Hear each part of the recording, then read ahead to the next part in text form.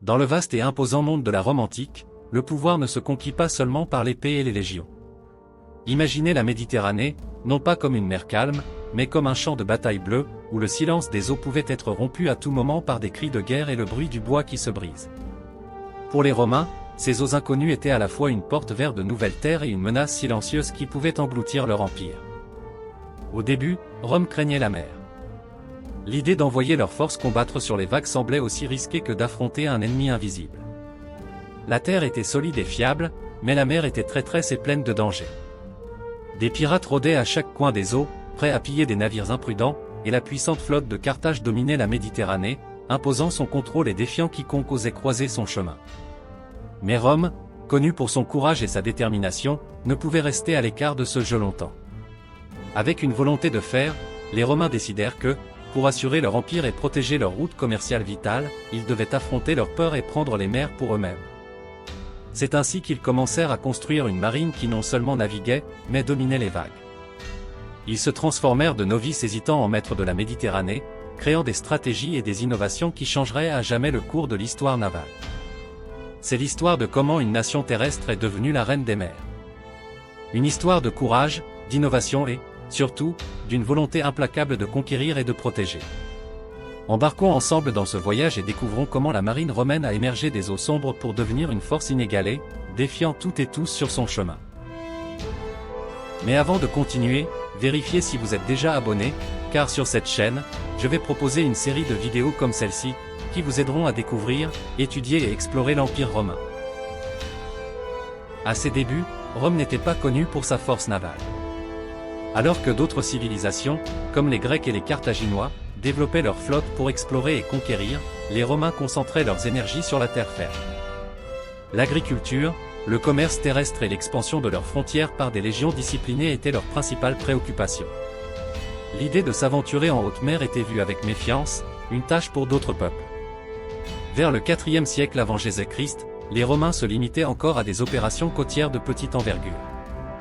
Ils protégeaient leurs routes commerciales et repoussaient les pirates des eaux proches, mais n'osaient jamais affronter des puissances maritimes sur leur propre territoire.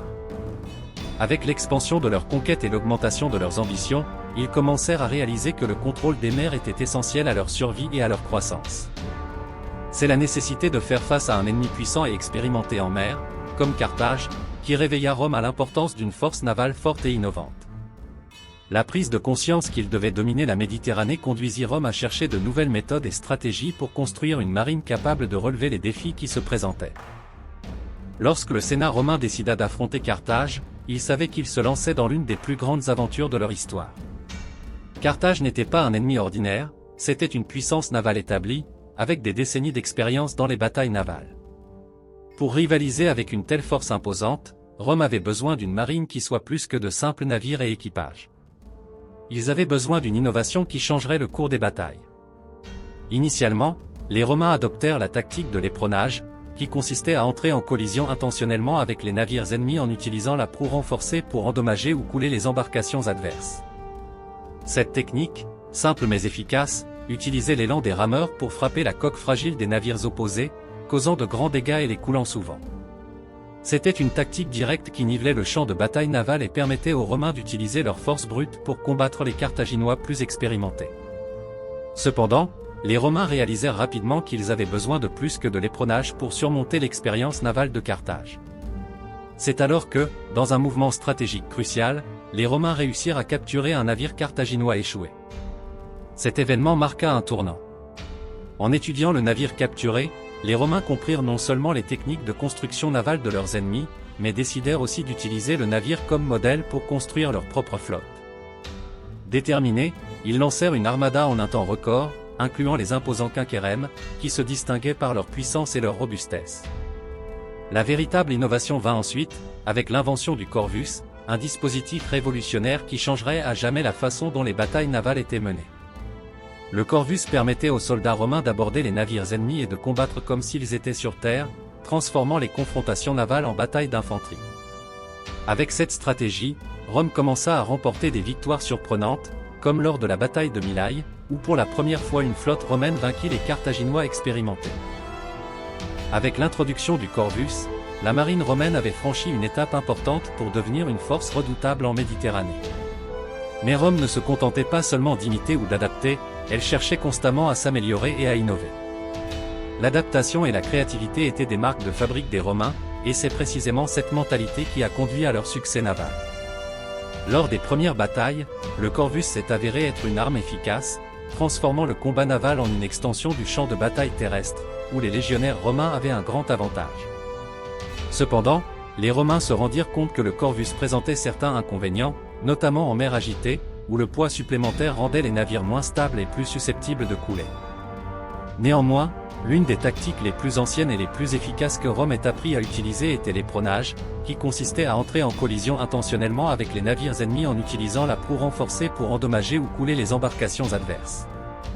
Cette technique était particulièrement utile contre les navires moins manœuvrables et devint une partie fondamentale des stratégies navales romaines pendant les guerres puniques. Pour améliorer leurs compétences navales, les Romains cherchèrent également l'inspiration chez des alliés et des cultures avancées en techniques de navigation, comme les Grecs. La Grèce, connue pour sa tradition navale, en particulier l'utilisation des trirèmes, navires rapides et agiles, influença directement le design et la stratégie navale romaine. Cette collaboration avec des experts navals grecs apporta de nouvelles idées et technologies à la marine romaine, la rendant plus efficace et mortelle. La capacité de Rome à s'adapter et à apprendre des autres cultures fut l'un de ses plus grands atouts.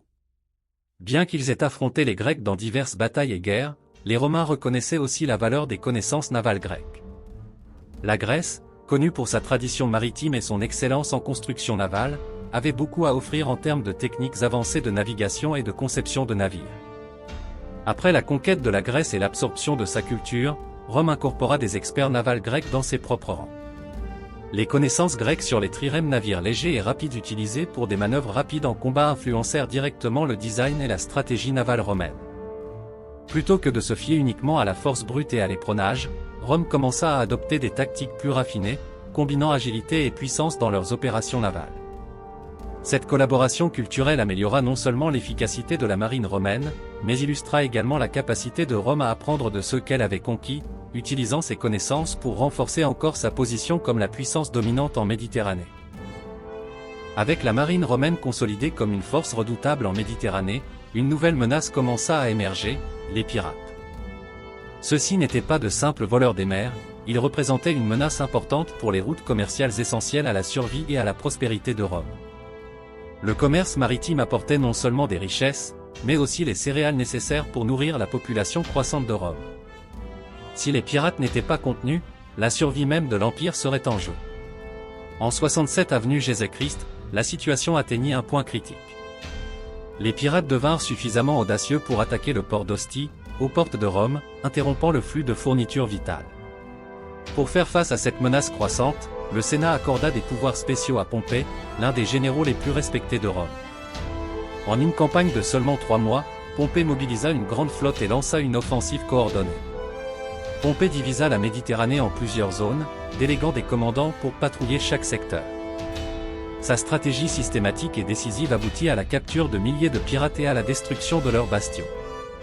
La campagne de Pompée restaura non seulement la sécurité des routes commerciales, mais réaffirma également le contrôle de Rome sur les mers. La marine romaine prouva qu'elle était une force capable de gérer les menaces tant externes qu'internes, assurant la stabilité et la sécurité de l'Empire. Le contenu vous plaît-il? Laissez dans les commentaires un sujet que vous aimeriez voir abordé dans les prochaines vidéos. Votre avis est très important pour nous. La force de la marine romaine ne fut pas utilisée uniquement contre des ennemis extérieurs. Avec le temps, les rivalités internes pour le pouvoir à Rome menèrent à une série de guerres civiles, où la marine joua un rôle crucial. Les flottes navales devinrent des instruments de pouvoir entre les mains de généraux ambitieux, qui les utilisèrent pour contrôler les routes d'approvisionnement et influencer le résultat des conflits. La bataille d'Actium, en 31 avenue Jésus-Christ, fut l'un des points culminants de ces luttes internes. Dans cette bataille navale décisive, Octavien affronta Marc-Antoine et Cléopâtre dans une lutte pour le contrôle suprême de Rome. Octavien, avec une marine bien équipée et stratégiquement commandée par Agrippa, réussit à encercler et vaincre la flotte d'Antoine et de Cléopâtre. La victoire à Actium assura non seulement la domination d'Octavien, mais marqua également la fin des guerres civiles, ouvrant la voie à son avènement comme premier empereur de Rome, connu sous le nom d'Auguste. Sous le règne d'Auguste, la marine romaine fut réorganisée et renforcée pour assurer la paix et la stabilité de l'Empire. Auguste comprenait l'importance d'une marine forte non seulement pour la défense, mais aussi pour la projection de puissance et le contrôle des routes commerciales. Il établit 2 grandes flottes prétoriennes, la Classie Mycenensi, basée à Misène, et la Classie Ravenati, à Ravenne. Ces flottes formaient le noyau de la marine impériale, toujours prête à répondre à toute menace sous le commandement direct de l'empereur. En plus de ses principales flottes, Auguste institua également une série de flottes provinciales plus petites, positionnées stratégiquement dans différentes parties de l'Empire. Ces flottes étaient responsables de la patrouille des rivières et des côtes, fournissant un soutien logistique aux légions et assurant que la puissance de Rome soit ressentie dans tout le bassin méditerranéen. La nouvelle structure navale mise en place par Auguste non seulement maintenait la sécurité, mais facilitait également l'expansion et le contrôle impérial. Avec l'ascension d'Auguste au pouvoir, Rome entra dans une nouvelle ère de stabilité et de prospérité connue sous le nom de Pax Romana. Pendant cette période, la marine romaine joua un rôle vital dans le maintien de l'ordre et la protection du vaste empire. Les flottes prétoriennes à Misène et Ravenne devinrent des symboles de la force et de la préparation romaine, capables de répondre rapidement à toute menace qui se présentait. Auguste promut également la construction de nouvelles installations portuaires et la modernisation des existantes, comme le port d'Ostie, qui devint l'un des principaux centres de ravitaillement de Rome. L'infrastructure robuste garantissait que la marine pouvait opérer efficacement, fournissant un soutien logistique aux légions dispersées à travers l'Empire et maintenant les routes commerciales ouvertes et sécurisées. En plus de protéger les côtes italiennes, les flottes romaines patrouillaient la mer Rouge et la mer Noire, étendant l'influence de Rome au-delà de la Méditerranée. Cette présence constante non seulement dissuadait les pirates et les envahisseurs, mais facilitait également le commerce et le flux de marchandises entre Rome et ses provinces lointaines. Le contrôle efficace des mers contribua à intégrer les différentes parties de l'Empire, favorisant un sentiment d'unité et de prospérité. Malgré son succès et le rôle vital qu'elle a joué pendant des siècles, la marine romaine a finalement connu un déclin. Avec le temps, les menaces extérieures diminuèrent, et l'attention de Rome se concentra davantage sur les défis internes. La diminution des ressources, la corruption et la perte progressive de discipline contribuèrent à l'affaiblissement des forces navales. L'effondrement de l'Empire romain d'Occident en 476 après Jésus-Christ marqua la fin de la marine romaine en tant que force unifiée et puissante. Les régions côtières tombèrent aux mains des envahisseurs barbares, et la marine autrefois redoutée fut divisée et dispersée. Cependant, l'impact de la marine romaine ne disparut pas complètement. Les techniques de construction navale, les innovations en tactique de combat et le système de défense côtière développé par les Romains influencèrent significativement les futures forces navales. L'héritage de la marine romaine continua à se faire sentir dans les républiques maritimes italiennes et d'autres puissances navales émergentes du Moyen Âge et au-delà. La notion de puissance navale comme un composant essentiel pour le maintien d'un empire fut une leçon durable. En maîtrisant les mers, Rome démontra que le contrôle des eaux est crucial pour le contrôle de la terre. Même après son déclin, sa marine laissa une marque indélébile sur l'histoire militaire et navale du monde. Au fil des siècles, la marine romaine a évolué de débuts modestes pour devenir une force imposante qui a changé le cours de l'histoire. Leurs innovations, telles que le Corvus, l'adoption de tactiques de combat au corps à corps en mer et la capacité à adapter les connaissances d'autres cultures, comme les Grecs, ont permis à Rome de conquérir et de contrôler la Méditerranée, ce qui était essentiel pour le maintien et l'expansion de son vaste empire. Les victoires contre Carthage, la lutte implacable contre les pirates et le rôle décisif dans les guerres civiles internes montrèrent que Rome n'était pas seulement une puissance terrestre, mais aussi une maîtresse des mers.